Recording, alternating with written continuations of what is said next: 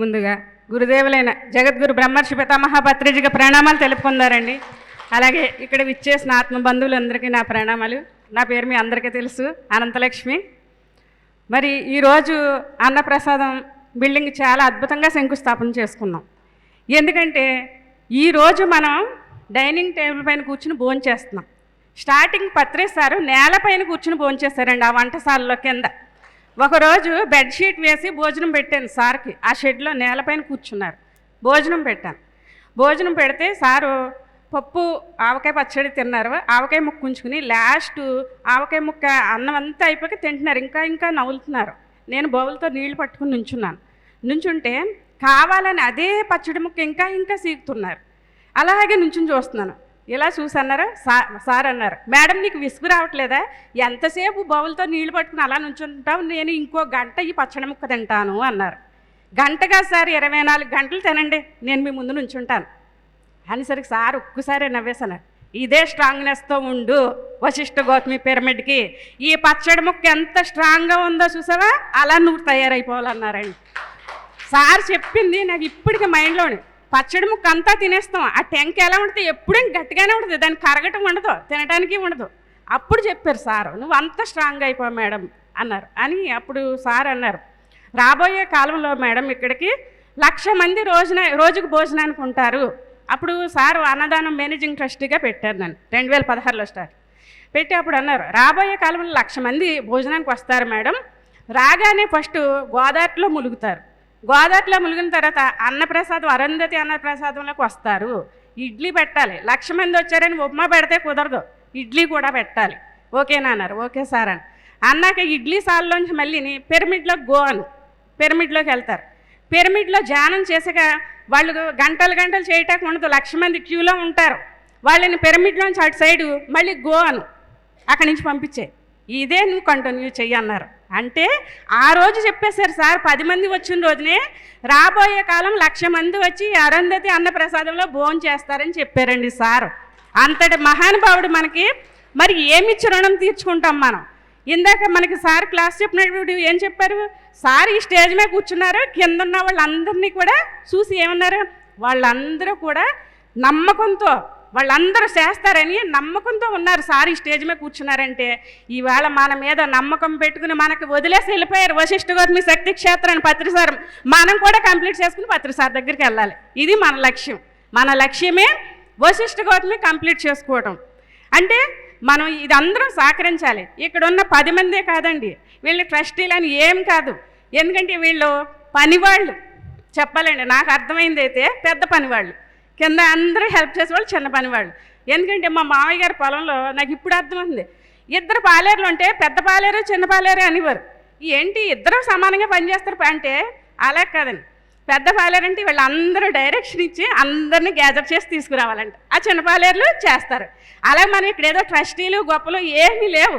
మనందరం వశిష్ఠ గౌతమి వర్క్ చేయడానికి భూమి మీద జన్మ తీసుకుని వచ్చాం. ఈవేళ ఈస్ట్ గోదావరి వెస్ట్ గోదావరి ఎంతో అదృష్టవంతులు. సేవకి మనకి దగ్గరగా ఉంది. మనం బెంగళూరు వెళ్ళి సేవ చేసుకోవాలంటే చేసుకోలేం, కర్తాలు వెళ్ళి సేవ చేసుకోవాలంటే చేసుకోలేం, దూరం కదా. మనకి ఇక్కడ అందుబాటులో ఉంది. ఈ అందుబాటులో ఉన్నందుకు ఈ పిరమిడ్కి మనం సేవ చేసుకోవాలి. సేవ చేసుకోవాలి అంటే మనం అందరం ఇందులో భాగస్వాములు అవ్వాలి. ఇప్పుడు మేము మొన్న మీటింగ్లో అనుకున్నదే, ఇక్కడ ఏ 10 మందో 20 మందో చేస్తే అవదండి. ఒక్క ఫోన్ కొడితే 500 మంది టీం వశిష్ఠ గౌతమిలో నిలబడాలండి. ఇదే జరుగుతుంది ఇక్కడి నుంచి టీం వర్క్. అందరికీ లేడీస్కి చెప్తున్నాను, ప్రతి ఒక్కళ్ళు జాయిన్ అవ్వాలి. టీం వర్క్, ఎవరు ఏ వర్క్ చేయగలిగితే ఆ వర్క్. ఇక్కడ వశిష్ఠ గౌతమిలో 500 మంది టీంతో ఇక్కడ వర్క్ జరగాలి, 10 మందితో జరగదు. ఆ టీంలు ఏంటన్నీ అన్నీ వేస్తాం. మీరు అందరూ సేవ చేయడానికి సిద్ధమైన వారు అందరూ రండి, వచ్చి మీ పేరు ఇవ్వండి. అలాగే మరి మనం పత్రి మేడం లాస్ట్ వచ్చి చెప్పారు, 1,00,000 రూపాయలు ప్రాజెక్ట్ పెట్టుకోండి, ఒక మనిషి 1,00,000 రూపాయలు ఇవ్వండి. ఎందుకు అవుతుంది పిరమిడ్, ఇంకెందుకు లేట్ అవుతుంది అని మేడం చెప్పారు. మేడం చెప్తే మరి వెంటనే అందరూ ఎంత స్పందించారండి. ఆ రోజు చాలా బాగా స్పందించారు. నేనైతే ఒకటన్నా, నేను 1,00,000 రూపాయలు ఇస్తాను, ఎన్ని కోట్లు తెస్తానో నాకే తెలియదు, గీత గీయను.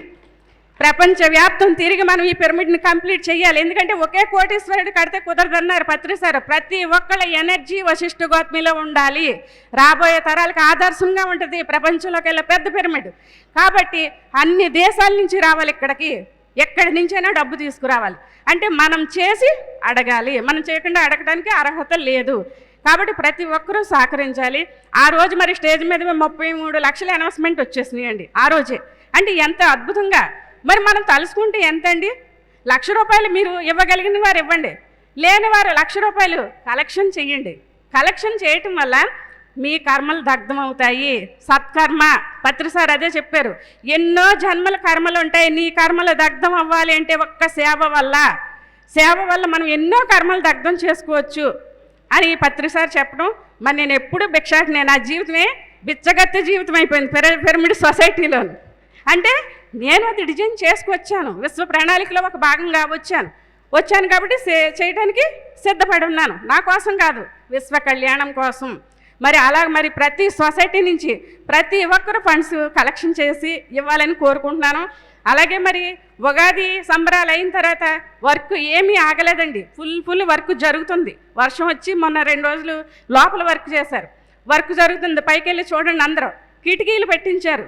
రంగారావు గారు మొన్నే రాజమండ్రిలో ఆర్డర్ ఇచ్చి ఆ కిటికీలు ₹2,50,000 కాంట్రాక్ట్ మాట్లాడారు. మరి అవి మా ఫ్రెండ్ ఏలువేని లక్ష్మి గారండి స్పాన్సర్. ఆ కిటికీలన్నీ కూడా అందరూ చూడొచ్చు. శశి స్కూల్ శ్రీనివాస్ గారి భార్య. మరి అద్భుతంగా మరి మేడం మీదే ఆ కిటికీలని ఇందాక చెప్పేసాం. 2,50,000 స్పాన్సర్ ఆవిడ మొన్నే 2 లక్షలు ఇచ్చేశారు.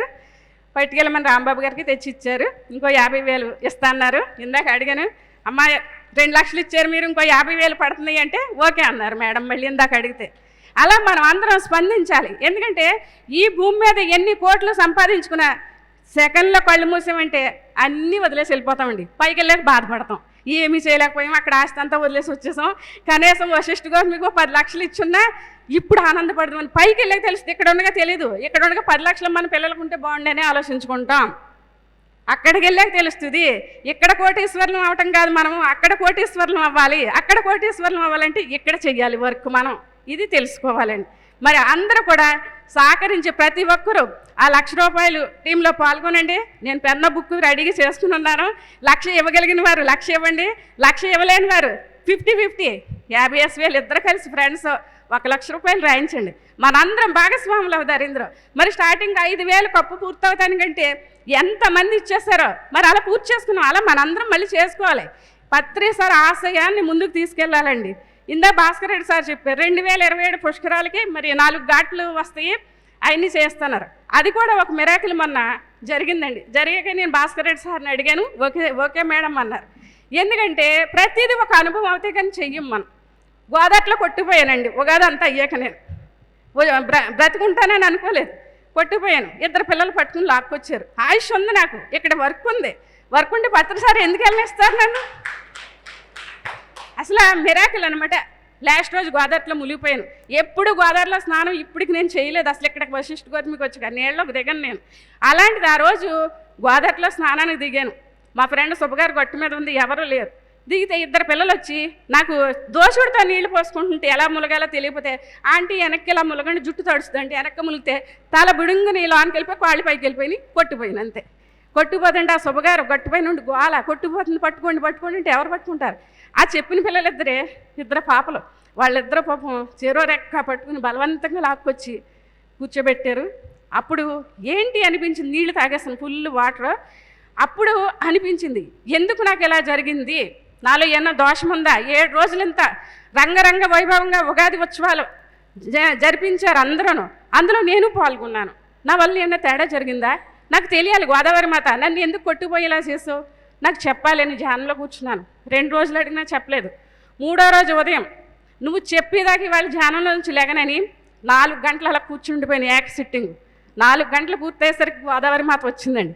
వచ్చి ఆవిడ చెప్పింది, మనచ వాచ త్రికరణ శుద్ధిగా వర్క్ చేసావు వశిష్ఠ గౌతమి దగ్గర, నీలో ఏ దోషము లేదు అంది. మరి ఎందుకు ముంచావు నన్ను, ఎందుకు అలా కొట్టుపోయేలా చేసావు అని అడిగితే అప్పుడు ఆ తల్లి చెప్పింది, ఒకటి నీకు అనుభవం అవటానికి చేశాను.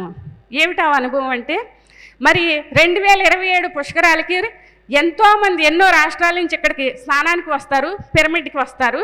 మరి ఇక్కడికి వచ్చినప్పుడు అందరూ కూడా చాలా సేఫ్గా ఉండాలి. నా ధర్మం ఏంటంటే ప్రవాహ వేగము. నా ప్రవాహ వేగం ఎప్పుడు కొనసాగుతూనే ఉంటుంది. తెలియని వాళ్ళు వచ్చి స్నానానికి ఎంతోమంది ఎదరికొస్తే వాళ్ళు మునిగిపోయి కొట్టుకుపోవచ్చు. ఆ కొట్టుకుపోతే ఇక్కడ పిరమిడ్ సంస్థకు బ్యాడ్ వస్తుంది. ఆ బ్యాడ్ రాకుండా ఉండటం కోసం నీకు విషయం అనుభవం అవటానికి చెప్తున్నాను అని. ఏమిటి ఆ విషయం అంటే, పుష్కరాలు వచ్చేసరికి రేవు కట్టించి ఇనప మెస్సలు పెట్టించు. ఎవరు జనం కొట్టుకెళ్ళిపోకుండా అందరూ హ్యాపీగా స్నానాలు చేసి వెళ్ళిపోతారు. ఆ ఇనప మెస్సలు నువ్వు మూలిగిపోతే ఆ భయం ఎలాగుంటుందో నీకు తెలిస్తే ఆ మెస్సలు పెట్టిస్తావని నిన్ను ముంచాను అని. ఇదండి మెసేజ్. ఆహా ఓకే అని అప్పుడు చెప్తే, అప్పుడు నేను ఇదే విషయం భాస్కర్ సార్కి చెప్తే, ఓకే అమ్మా అయిపోయింది, ఎమ్మెల్యే గారిని పట్టుకుంటాను, నేను ఈ ఘాట్ తయారు చేసేస్తాం, ఇనప మెస్సలు అయిపోయింది, ఓకే అన్నారు. నాకు ఎంత ఆనందం అనిపించిందంటే, ఆహా అంటే మన ద్వారాగా పలికించింది అక్కడ, మనం కాదు నిమిత్తం మాత్రం చేయటానికి సిద్ధంగా ఉన్నాము. ఇక్కడ వర్క్ చేయటానికి సిద్ధంగా ఉన్నప్పుడు ప్రకృతి చేయించుకుంటుంది మన చేత, మనం కాదు ఇక్కడ చేసేది, ఎందుకంటే మనం వచ్చి ఉన్నాం ఇక్కడ. అలా ప్రతి ఒక్కరూ కూడా మన బాధ్యత అనుకోవాలి. ఇది లోక కళ్యాణం. మన బాధ్యత అనుకుంటే అందరూ అన్న చేతులు వేస్తే ఈజీగా 3 నెలల్లో కట్టేయచ్చండి అన్నదానం బిల్డింగు. ఎక్కువ టైం కూడా అక్కలే, 3 నెలలు చాలు. ఓకేనా అందరికీ? ఎవరు ఎంత అనౌన్స్మెంట్ చేసినా మరి పెన్నా పుస్తకం పెట్టుకుంటాం. మరి ఇక్కడ పోటీ కూడా పెడతాను 5 జిల్లాలకని. ఏ జిల్లా ప్రెసిడెంట్ గారు ఏ జిల్లా నుంచి ఎన్ని లక్షలు తెస్తారో ఇది పోటీ పెట్టుకుందారు మనం. ఓకేనా? 5 జిల్లాలు ఉన్నాయి, 5 జిల్లాల ప్రెసిడెంట్ గారు ఉన్నారు ఇక్కడ. ఏ జిల్లా నుంచి ఎన్ని లక్షలు తెస్తాం పోటీ పెట్టుకుందారు, ఎవరు ఎక్కువ వస్తుందో. ఓకేనా? పోటీ ఉంటేనే ఆధ్యాత్మికంలో ఎదుగుతామండి. మనం ప్రాపంచికంలో పోటీలు పడతాం కాదు, ఆధ్యాత్మికంలో పోటీ ఉండాలండి. ఆత్మ ఎదుగుదల కావాలంటే ఆధ్యాత్మికంలో పెరగాలి. మరి 5 జిల్లాలో పెట్టుకుందారే పోటీకి భాస్కర్ రెడ్డి గారు ముందు వచ్చేస్తున్నారు.